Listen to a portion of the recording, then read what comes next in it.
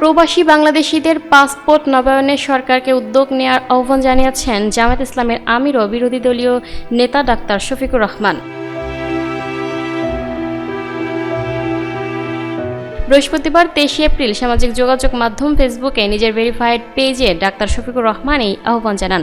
তিনি লিখেন, প্রবাসী বাংলাদেশিদের পাসপোর্ট নবায়নে বিভিন্ন দেশে ধীর গতি ও জটিলতার বিষয়ে আমাদের কাছে অনেকেই প্রতিকার চেয়ে উদ্যোগ নেওয়ার কথা বলেছেন।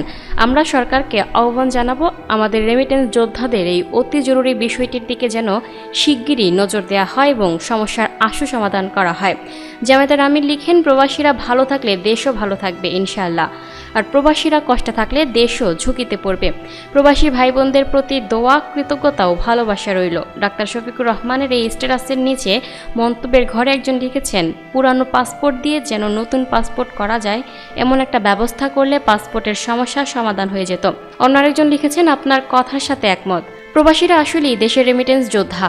পাসপোর্ট নবায়ন নিয়ে হয়রানি হলে সবচেয়ে বেশি বিপদে পড়েন তারাই। ভিসা, আকামা, কাজ, চিকিৎসা, এমনকি দেশে আসা যাওয়া সবকিছু আটকে যায় একটা পাসপোর্টের জন্য, অথচ তাদের পাঠানো রেমিটেন্সই দেশে রিজার্ভ সচল থাকে।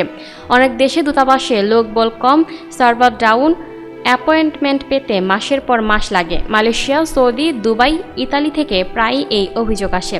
একটা জরুরি সেবা এভাবে ধীরগতি হলে পরিবারগুলো দুশ্চিন্তায় পড়ে যায়। সরকারের উচিত এই পাসপোর্ট সেবা আরও বিকেন্দ্রীকরণ করা, জনবল বাড়ানো আর জরুরি কেসের জন্য ফাস্ট ট্র্যাক চালু করা। ডিজিটাল সিস্টেম করেও যদি মানুষ লাইনে দাঁড়িয়ে কষ্ট পায় তাহলে লাভ কি? প্রবাসী ভাই বোনদের কষ্ট মানে দেশের অর্থনীতির চাকা স্লো হয়ে যাওয়া। তারা ভালো থাকলে দেশ ভালো থাকবে, এটা 100% সত্যি। আপনার মতো করে সবাই আওয়াজ তুললে হয়তো নজর পড়বে। দোয়া রইল সকল প্রবাসীর জন্য যেন দ্রুত এই জটিলতা কাটে। Lucky Akter, up to date news, Dhaka.